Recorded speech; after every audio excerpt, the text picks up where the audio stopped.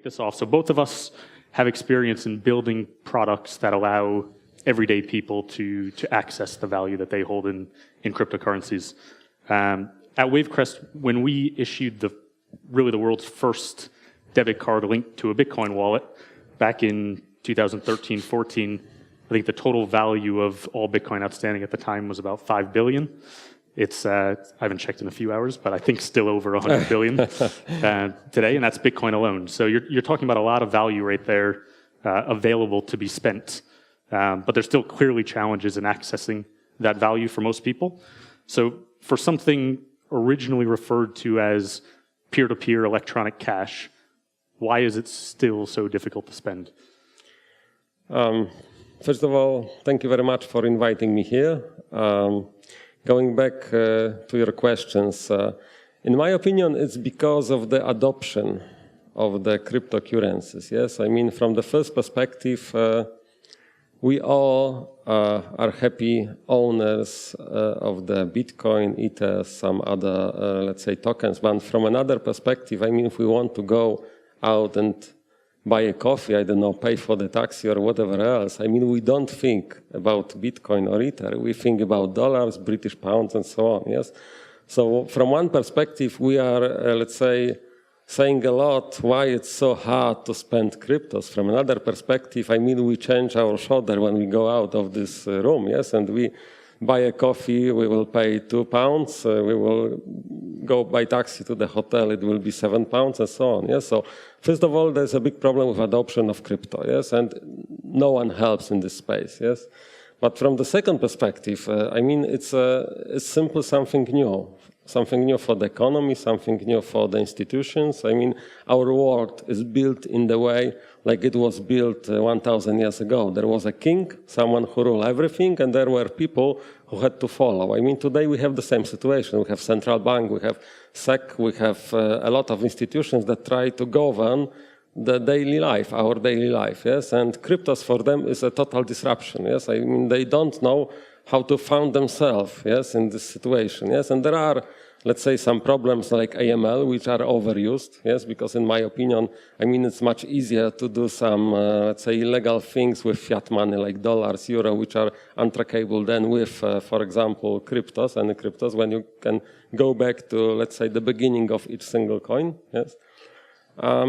Those are two main reasons, yes? I mean, the adoption and the problems with misunderstanding and the problem with the institutions that are built in the old way, yes? And this disruption is something tough for them. And I think even before you get on the topic of, say, the regulators or sort of the traditional financial world, which can clamp down on these types of payment channels, I think it starts with the behavior of the payers and the payees. Exactly. Number one, do users of cryptocurrency actually want to spend it? I think that's debatable in many areas. I think you could probably argue, the main use cases right now are speculation and, holding as a store of value. So if there's not the demand for people to spend, that then leads you to, I think, the other issue, which is the merchant acceptance side.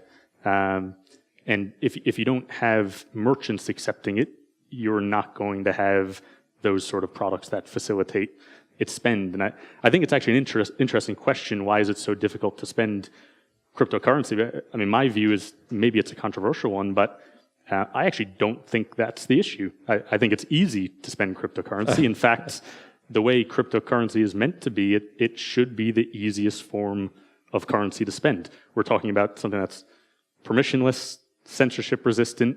If there's someone willing to accept cryptocurrency, that should really be the easiest form of spending, because there's no one who can stop you from having an internet connection, downloading a wallet, and being able to buy, send, transfer, receive cryptocurrency. So I think the issue is not really around why is it so difficult to spend, but why aren't merchants more accepting of it? So I think maybe if we go down that road a little bit, why do you think merchant acceptance is so low? And then, do you think it's reasonable for us to really expect that to significantly increase in the future? I think you touched the right point, yes? I mean, that's what I said on the beginning, yes? When we go out of this room, yes? I mean, when we stop thinking about the cryptos, yes? The thing is that cryptocurrencies are still not a currencies, because what is a currency? It's a means of payment. It's something that you have in your head that if you go somewhere, you can use it to pay for something, yes? And the truth is that it's not, yes? It's because of the many reasons. I mean, one of the biggest problem, in my opinion, in the cryptocurrencies is the volatility and liquidity, yes? And that's the reason for merchants why they do not accept, because even if the merchant would accept, let me say, the payment in Ether, yes? I mean, anyway, he has to do something to convert this Ether to some fiat money because he has some costs. He has the rentals costs, he has some people he has to pay, he has to purchase goods, and unfortunately, if we will not come into the situation when those cryptocurrencies will be widely accepted, yes, there will be always some point where you have to somehow leverage the cryptos to the, let's say, fiat money. And this is one of the, let's say, situations that, in my opinion, has to happen. I mean, we have to push, we have to make it available for the people to, let's say, accept cryptocurrencies, but allow them to leverage the risk of those on their business. So if I may just to tell you regarding our platform Mobilum, what we do, yes, I mean, we provide a platform that both merchant and the buyer can, let's say, make a transaction in crypto, but decide by themselves, I mean, which currency they want to accept. Yes, I mean, the buyer can pay in Ether, in Bitcoin, in Dash, and the seller can say, I want my money in my British pounds on my bank account. Yes, and the platform does the magic in between. I mean, when we will provide a situation where people will not be scared about accepting cryptos, in my opinion, the situation will come that the cryptos will start to be widely accepted, yes, because it's all about the risk, it's all about the liquidity, volatility. Yeah, I think you're right. The volatility is of course an issue. From the way I see it, it is that, but it's also about merchants needing the incentive to accept them as well, and that's why in the meantime, as you say, you have to be able to give them choices. I think it's easy to get sort of sucked into the view when you're in these conferences of thinking that the whole world is adopting cryptocurrency, but the reality is for 99+% of merchants, the percentage of their customers that want to pay in cryptocurrency is nowhere near worth them making the effort to actually get through that learning curve of dealing with volatility, or even for solutions that allow them to convert right away, for actually using and implementing those tools, because they're still not easy to use for most retail merchants. And I think probably last point on merchant acceptance, it's going to be a difficult battle there, because the reality is merchants today have tools or options that actually work quite well for them. Visa and MasterCard have mastered payments over several decades. The consumers that use those products pay virtually zero fees. They've got regulatory protection and dispute processes. And for those merchants, you're getting a solution that has almost zero downtime, is relatively inexpensive for them. So incentivizing those merchants to accept cryptocurrencies directly is going to be very difficult. And I think when you look through that, it really comes down to getting people to want to spend them. And I don't think we're quite there yet. So moving on from the merchant acceptance, then that brings us to the only other way really for users to spend cryptocurrency is to have efficient ways of converting them to fiat, so that fiat can then be easily spent. Unfortunately, those products, as was said in the introduction, remain costly, inefficient, or in many cases unavailable to most people. So given the considerable amount of value that's held in cryptocurrencies today, why do you think it's not easier for consumers to quickly convert that value to fiat and spend? First of all, people still thinking cryptocurrency, they think investment. I mean, if they would think differently, they would immediately convert their cryptos to fiat just before going to vacations or anywhere, yes? So in my opinion, it's like this, that we need to give to people some freedom. Yes, I mean, if they want to hold the cryptocurrencies, it's okay, they can hold it. As you said, I mean, today they can also exchange the cryptos to fiat, yes, but the process is not so convenient. Yes, the acceptance of cryptos is not, let's say, widespread. I mean, as you said, 99%, I would add 0.9% of the, let's say, merchants, they do not accept cryptos and so on. In my opinion, the convenience of accepting the cryptos and some added values like, for example, tax benefits, let's say the marketing things, yes? So, for example, a merchant who accepts crypto, they will receive a positive marketing effect and so on. It will bring together the situation whether the cryptos will start to be accepted, yes, and the adoption of crypto will move forward, yes. What's the biggest issue of the merchant before accepting the cryptos? I mean, the risk. Of course, we can say many things like volatility, but at the end of the day, you can mention all of them like one word, which is the risk. Yes, I mean, it's risky today. Yes, yeah. So we need to find out the solution, and this is something that we try to bring. Yes, that we minimize the risk of accepting crypto, maximizing in the same moment the marketing effect or other effects like best execution, like quick transaction, low transaction time, and so on. The same for the user, yes? I mean, building the real peer-to-peer possibility of, let's say, making payments and receiving payments with less risk, good let's say, execution rate, and so on, will also make the adaptation bigger. Because without that adaptation, cryptos will only be the investment. I mean, it will never become a real means of payment. And it's not the world when we can say, tomorrow we accept cryptos, please everyone pay in cryptos, yes? I mean, this is something, this is a democracy, yes? I mean, people have to see that it's easy, that it's convenient, that it's risk-free, and they will do it by themselves. Yeah. So we talked a little bit at the beginning about some of the regulatory challenges, and you know, it's obviously relevant. I mean, there are options for people to convert from cryptocurrency to fiat and spend today.